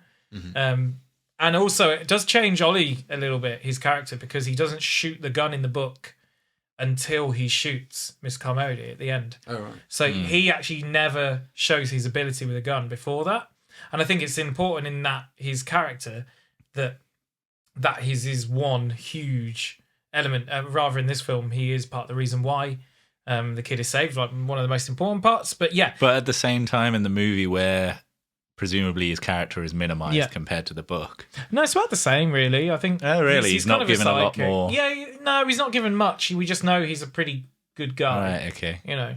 But he is the one that does all of the... He's like one of my standout performances, this whole thing. Yeah. I like him in the Toby movie. Jones is such a good... Yeah, I mean, he's really, great in really everything. Everything. Yeah, but I like his role in this movie as the man of that basically provides the violence or the marksmanship or whatever. Again, I'm not saying I dislike what they've done. I'm just saying that it changes his character. His character's a lot different, and I like there's merits to both. There was a nice subtle moment to that in the film, is that he basically had the creature like dead to rights, but because the kid was behind it, he didn't shoot until the kid was saved. And then boom, straight for the head. Like, I just thought that, like, hyper competency, right? He knows exactly what he's doing. He's in like an underdog. Which is quite fun as well, because with the I'm in danger of like being positive about things I've been negative about just a second Go on, ago. no.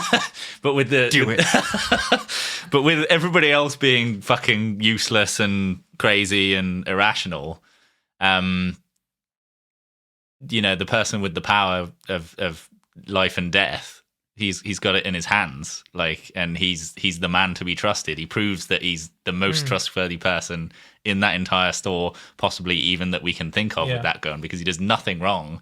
He only fires it when necessary, and that's great. And even a broken clock is right twice a day.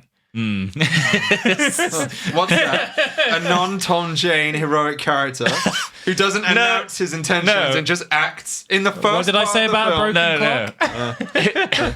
Heroic. I didn't say he was the only heroic person. I was saying he was completely heroic and he was the only logical person. Okay. So this scene 35 took 6 days to shoot. So it was the longest drawn out scene. They needed to get it right. The storyboard was completely different. There were 25 cast members plus extras involved in this, all on camera, all at the same time. In fact, some of the actors remarked that during this film that it was like a stage show because of the different filming. There was, and that they, in one take, they would get both your close up and the long shot, that you were always on camera, no matter where you were. And that's a very cool element to this. And this is something that gets there with this. So they did it, they improvised it a lot, very spur of the moment, which I think gives it a little bit of its weird shift and momentum shifts within this scene itself. The lights, one of the most annoying things to me is when they start turning on the lights. Of course, bugs are attracted to fucking lights. It's just like they make such stupid decisions. I get that they are country hicks and they're a bit stupid and underachievers, but at the same time, it is quite amusing when he runs up and he's William Sadler and he's like, lights off or on, when he's been shouting about the lights being off for fucking 2 minutes. They are only put in because they realised that they couldn't get away with the filming schedule, and I think this would have been a lot cooler if they didn't have time to really put up like candles and lanterns, because the power's meant to be off, and obviously that's a much more easier way that you'll sell candles and flashlights and stuff in the store. But they had to come up with this idea because they had to light the set. That's basically why those, they added a bit more depth behind them. So whilst I like the actual, the way it's executed, to get there was just like, oh, come on, guys. It's a bit easy to understand that about bugs. And so I would have loved to have seen the candles and that lit, but yeah, budgetary restraints and everything didn't allow that to happen. And changing it, but made it more again, I would viable argue that the limit. restrictions should change the writing. You shouldn't let the restrictions harm the writing. You should change the writing in the first place. But then again, this is the issue with the film, right? It's because they had to get this done. Like, they had no choice but to get this done in as quick as time as they possibly could. They were given very hard and fast by the Weinsteins. You don't mess with them. They run Hollywood from the inside. And this is all because of the ending that he wanted. He wanted the ending so badly that he did the whole film. Which is actually quite, Yeah. I mean, it's fun as well. He embraced it.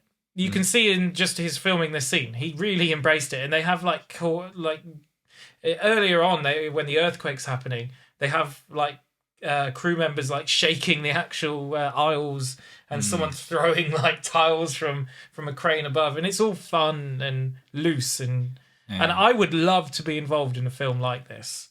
It's such a fun film. I don't know anything about contract law, but it is kind of interesting that he had to do that, because there's alternate endings for movies, right? And there's thousands of movies where you can look at the alternate ending. Well, so you would imagine that they could film his ending and the studio's ending, and then they would send that out for probably focus in the groups, contract, and then they could, decide between those two. I mean, Bob Weinstein's not wrong in the fact that he wanted someone like Frank Darabont to do a Stephen King adaptation, but he probably just didn't want that ending because it's not Hollywood. That's not what Hollywood do, and no matter what, it doesn't matter who. But it's interesting. Even in the setting of the 2000s, because we were in the height of nihilistic cinema, right? Like the Saws and so on. You would think that actually, like a downer ending, brutality, Hostel came out that year, maybe? Or the year before? Yeah, but that's the whole tone. The whole tone of the film actually doesn't feel like a 2000s film. The ending is a downer and is probably more downer, more depressing than most 2000s films, apart from maybe Wolf Creek. Yeah. But the actual tone of the film, and presumably all the marketing, all the stuff that they're showing, because they're not showing the ending, right? It's harder to market. Well, I think it's quite 2000s-y. What about it? It's not 2000s-y. Well, it's not, as you say, like a Saw or a Hostel or a Wolf Creek or something. Like, apart from the nihilistic ending, the actual film does not feel like a 2000s film at all. But in what way does that argue that it's to its detriment to appeal to actually what is in vogue in the 2000s by giving it a nihilistic ending? Well, because they'd have to spoil the ending to capitalize on that for marketing. They would have to have spoiled the ending, or they have to retone the entire film so that they can people don't get pissed off. But they don't necessarily. I mean, would people be pissed off? Is that can anybody? I mean, I can't right now think of a movie where people have been pissed off by a nihilistic ending and left. Maybe let's say they market the film like another Hostel, right? Yeah, because you can cut trailers together, pretty creatively, right? People, it would get such bad word of mouth, because that's not the film. Well, look what happened to Joker 2. Yeah. The idea of but my argument isn't that they would change the marketing. My argument is why the marketing necessitated the ending that they thought that it necessitated. Well, it didn't. Why did it need a positive ending? Well, no, I don't necessarily. I think the Hollywood system requires a happier ending, something that. But positive. my argument would be, why would it require that when they have these movies? Okay, they market them differently, but they are nihilistic and they're also horror movies. Yeah, because it's Stephen King. I think Stephen King is known.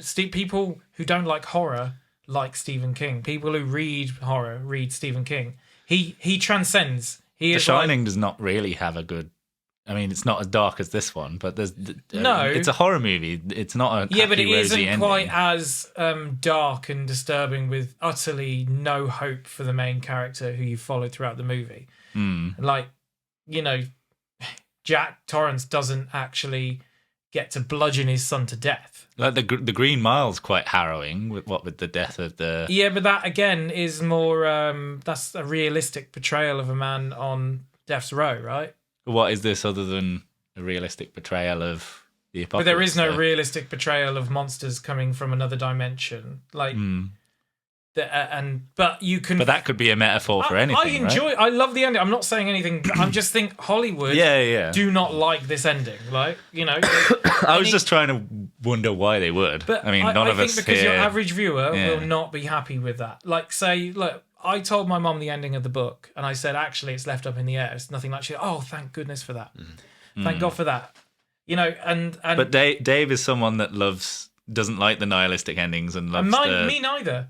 Oh, and yeah, I mean, hate them. I like happy endings, but with this, I think it shocks you out, it quakes you out of your boots. So it's so ballsy. I mean, so Speak No Evil is another example of that dissonance, right? With the downer ending and the good ending. I just incidentally, just before we move on, we have talked about, and I said earlier about the ending feeling quite jarring compared to the rest of the tone of the film, and I don't like it for that reason. But it actually does make the ending more effective. It does. I agree. It makes it so much more It should effective. be shocking. It should be a punch to the gut. If it led into it with a nihilistic nature throughout the movie, it would be less powerful. Yeah, exactly. But I think what the Weinsteins knew and what Frank Darabont knew by doing this ending, you take it out of the mainstream. It's never going to be a mainstream movie. It's always going to be a cult movie because of that. And I think that was what they was trying. You're saying, well, you can spend our money on this, but you can't spend as much as you could have done. I mean, it's interesting, right? Because you can apply it to one movie with an upbeat ending, right? So, like Alien, for example. What if Ripley was killed by the alien at the end of Alien? That would be harmful to that movie. But it still isn't a father killing his own son, is it? I think that's the taboo we're breaking here. We're seeing we've got a child dying, we've got a lover dying, we've got two old people dying, and then him. And then when was The Road released? That was 2009. And that's nihilistic. It's nihilistic all the way through, but not in a hostile again. Kind but it's of way. not. It's not mainstream, is it? Stephen King is so mainstream. He is the Metallica. Yeah, but there's so many Stephen horror. King adaptations that aren't mainstream. Like one of my favorites is The Night Flyer, and I could meet 1,000 people and none of them have seen it. What is? Tell me, is it? Would it be mainstream? Is it mainstream appeal? Well, it's vampires. Doesn't particularly have a downer ending. I think the fact that you said you can talk to 1,000 people and no one will have heard of it answers your question. Yeah, but right? it's all about how the studio wants to advertise it, right? And maybe because it's Darabont and the two he's adapted beforehand aren't aggressively horror, maybe they are reticent on giving him the helms of a truly horror project with a downer ending. Maybe that is just what it is. But yeah. I mean, trying to understand the brain power behind some Hollywood producers, Hollywood, it's impossible. Who knows? Hollywood is its own entity, and it just is what it is. It's full of rapists. It's full of people abusers, and it's full of really idiots, aggressive capitalists at the best, and full of people who just see themselves as something more than they are, and that is a good actor. They see themselves as somehow they can dictate to people around the world that they're more than just that, and they hold some sort of realistic view. They haven't got a creative bone in their body, but they have to put their oar in and say that this is how it should be. I mean, look, he's talking. Frank Darabont at this point is talking very positively about Bob Weinstein, and Harvey Weinstein's involved in this too. You've got to take that into account.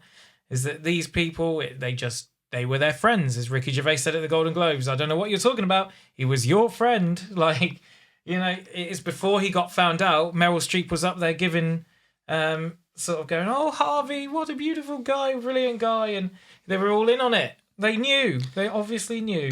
So you've got to take that all into account. But at the same time, I mean, we're going way off topic here. But at the same time, they have to say that you have to play the game. Like that's where to not ruin your career, but right? Or have your career if ruined. everyone does it and you all play the game, then you're all I'm not to saying blame. it's right, but I'm saying it's more understandable than you're presenting it as. They're not necessarily literally friends with these people. They have to be. Yeah. Yeah. I mean, we tacitly contribute to this kind of shit all the time, right? Like, I mean, firstly by watching Hollywood productions, but, you know, we buy, like, fast fashion, eat fast food, all this kind of shit. Well, it's like The Good Place, right? Like, it's impossible to be a moral person in the modern day. In their way. Like, we're not millionaires and billionaires. They have a choice. They have a voice, and they have all the money in the world.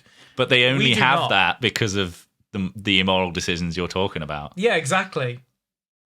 So they wouldn't have that without it. So they wouldn't be privileged so without. Who are they then to spout anything other Well, it's like doing a deal with the devil, isn't it?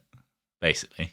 Yeah, it is. It is. But that's the whole bloody point of what I'm saying with this is that we can't hold them on a pedestal and they can't dictate to us how we should do certain things in our lives because they hold no compass to what our lives are like. Exactly. They will not ever know. Nobody else does for any other person. Yeah. Yeah. Yeah, but them especially they just can't dictate certain things to people. And that's why a lot of things are going wrong in America because people get pissed off at this idea. And the Hollywood system is the Hollywood system. And that's what I'm trying to say is that it makes no sense why they wouldn't want an ending like this. It's too out there. It might cost them money. And that's what it's all about. Not creativity. It's about money. And that's all it is. Yeah. We should get to something more positive. Like me having a piss. Wow, you stole my thunder. Don't steal my thunder. I was respect, guys. Hold on.